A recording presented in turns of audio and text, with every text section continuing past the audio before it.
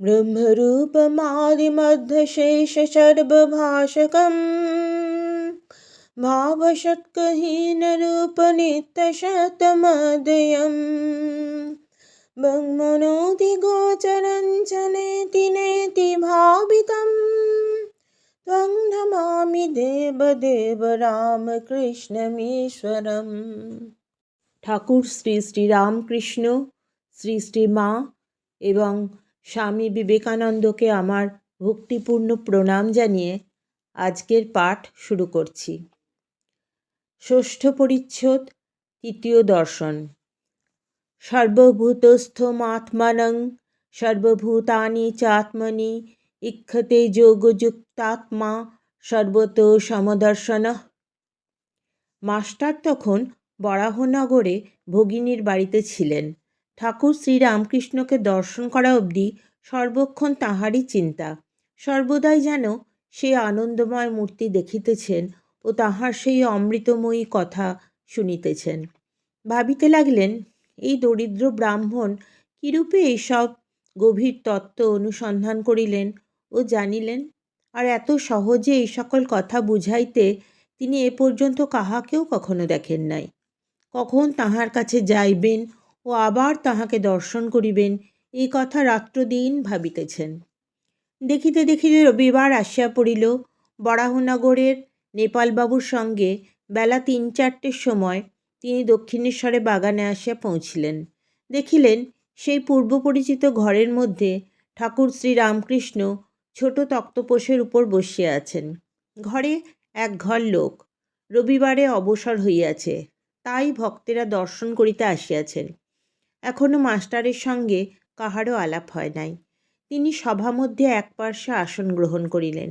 দেখিলেন, ভক্ত সঙ্গে সহাস্যবদনে ঠাকুর কথা কহিতেছেন। একটি ঊনবিংশতি বর্ষ বয়স্ক ছোকরাকে উদ্দেশ করিয়াও তাহার দিকে তাকাইয়া ঠাকুর যেন কত আনন্দিত হইয়া অনেক কথা বলিতেছেন। ছেলেটির নাম নরেন্দ্র, কলেজে পড়েন ও সাধারণ ব্রাহ্ম সমাজে যাতায়াত করেন। কথাগুলি তেজ পরিপূর্ণ, চক্ষু দুটি উজ্জ্বল, ভক্তের চেহারা। মাস্টার অনুমানে বুঝিলেন যে কথাটি বিষয়াসক্ত সংসারী ব্যক্তির সম্বন্ধে হইতেছিল। যারা কেবল ঈশ্বর ঈশ্বর করে, ধর্ম ধর্ম করে, তাদের ওই সকল ব্যক্তিরা নিন্দা করে। আর সংসারে কত দুষ্ট লোক আছে, তাদের সঙ্গে কিরূপ ব্যবহার করা উচিত, এসব কথা হইতেছে। শ্রীরামকৃষ্ণ নরেন্দ্রের প্রতি: নরেন্দ্র, তুই কি বলিস? সংসারী লোকেরা কত কি বলে, কিন্তু দেখ, হাতি যখন চলে যায়, পেছনে কত জানোয়ার কত রকম চিৎকার করে, কিন্তু হাতি ফিরেও চায় না। তোকে যদি কেউ নিন্দা করে, তুই কি মনে করবি? নরেন্দ্র: আমি মনে করব কুকুর ঘেউ ঘেউ করছে। শ্রীরামকৃষ্ণ সহাস্যে: না রে, অত দূর নয়। সকলের হাস্য। ঈশ্বর সর্বভূতে আছেন, তবে ভালো লোকের সঙ্গে মাখামাখি চলে, মন্দ লোকের কাছ থেকে তফাৎ থাকতে হয়। বাঘের ভিতরেও নারায়ণ আছেন, তা বলে বাঘকে আলিঙ্গন করা চলে না। সকলের হাস্য। যদি বলো বাঘ তো নারায়ণ, তবে কেন পালাবো? তার উত্তরে যারা বলছে পালিয়ে এসো, তারাও নারায়ণ, তাদের কথা কেন না শুনি? একটা গল্প শোন। কোনো এক বনে এক সাধু থাকেন, তাঁর অনেকগুলি শিষ্য। তিনি একদিন শিষ্যদের উপদেশ দিলেন যে সর্বভূতে নারায়ণ আছেন, এইটি জেনে সকলকে নমস্কার করবে। একদিন একটি শিষ্য হোমের জন্য কাঠ আনতে বনে গেছিল। এমন সময় একটা রব উঠল: কে কোথায় আছো, পালাও, একটা পাগলা হাতি যাচ্ছে। সবাই পালিয়ে গেল, কিন্তু শিষ্যটি পালালো না। সে জানে যে হাতিও নারায়ণ, তবে কেন পালাবো, এই বলে দাঁড়িয়ে রইল। নমস্কার করে স্তুতি করতে লাগলো। এদিকে মাহুত চেঁচিয়ে বলছে, পালাও পালাও। শিষ্যটি তবুও নড়ল না। শেষে হাতিটা ছুঁড়ে করে তুলে নিয়ে তাকে একধারে ছুঁড়ে ফেলে দিয়ে চলে গেল। শিষ্য ক্ষতবিক্ষত হয়ে ও অচৈতন্য হয়ে পড়ে রইল। এই সংবাদ পেয়ে গুরু ও অন্যান্য শিষ্যেরা তাকে আশ্রমে ধরাধরি করে নিয়ে গেল আর ঔষধ দিতে লাগলো।